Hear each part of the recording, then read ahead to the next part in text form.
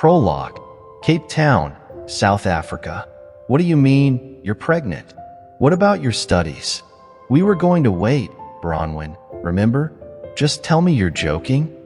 Bronwyn felt her husband's furious words strike her like boulders. She stared up into his livid face and didn't recognize the man standing in front of her. He was shocked, that was all. He was thrown by her news.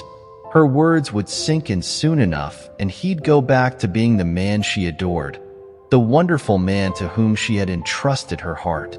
She just needed to give him time to get over his shock.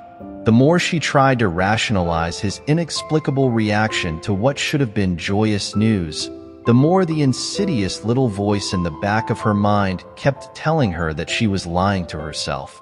This was a side of Bryce that she had never seen before, one that he had never allowed her to see, and she was terrified of what that said about their 2-year marriage.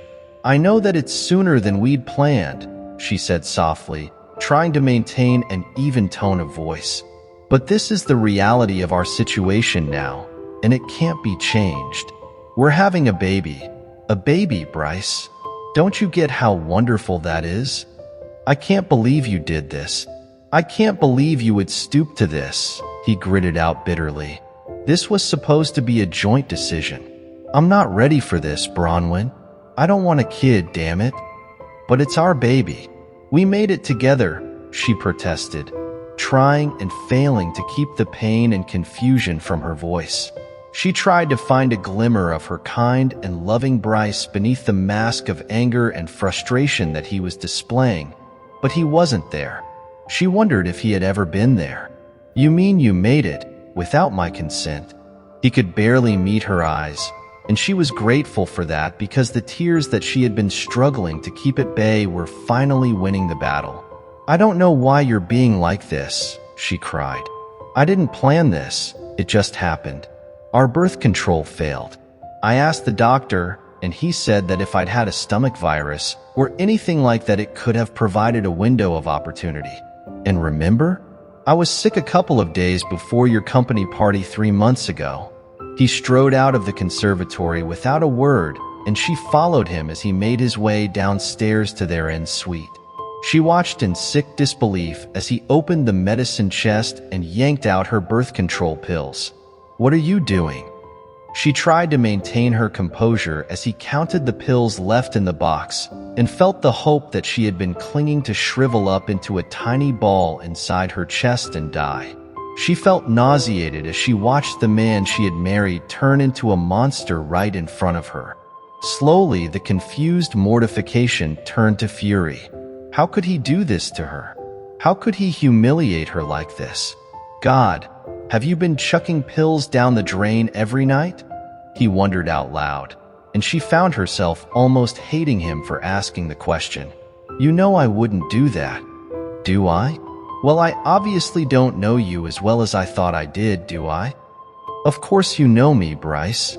She tried to appeal to the reasonable man who had to be in there somewhere and laid a tentative hand on his rigid forearm, but he yanked his arm away and turned away from her. "Get out of here," he whispered harshly, and Bronwyn felt something give way and break at those 4 words. What? She must have misheard him. Still, she tried to give him the benefit of the doubt. "Get the hell out," he said before turning to face her. Bronwyn tried not to flinch when she saw his face. There was nothing there. No anger, no regret, just a blank mask. She didn't know this man at all. "Go now," she sobbed, whirled from the room, and did as he had commanded. She fled. Chapter 1. 2 years later. She had been working for less than 2 hours, and already she knew that it had been a mistake to come in. But not showing up for work meant not getting paid, and that would be disastrous. She needed her job desperately and couldn't risk losing it. A bout of flu had wiped her out for nearly a week, leaving her without an income and dangerously low on resources. Though she still felt a bit shaky, she had dragged herself in to work that morning. But no sooner had she walked through the front door of the busiest, trendiest beachfront restaurant in Plettenberg Bay than she comprehended what a grave error in judgment she had made. She was muddling up her orders, breaking dishes, and walking blindly into her fellow servers. She knew that the manager, who already felt that her personal circumstances were incompatible with her working environment, was just itching to fire her. Now she was basically handing him an excuse to get rid of her.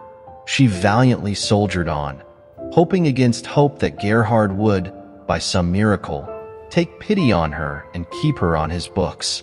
A young couple with a baby cart made their way into her section, and she shuffled over to them, her lack of enthusiasm obvious with every reluctant step. The couple were leaning into one another, whispering and laughing intimately, while the baby slept peacefully in its stroller. The pair looked very much in love and pretty much oblivious to the rest of the world. "Good afternoon," she murmured, so focused on keeping her nausea at bay that she barely glanced at them.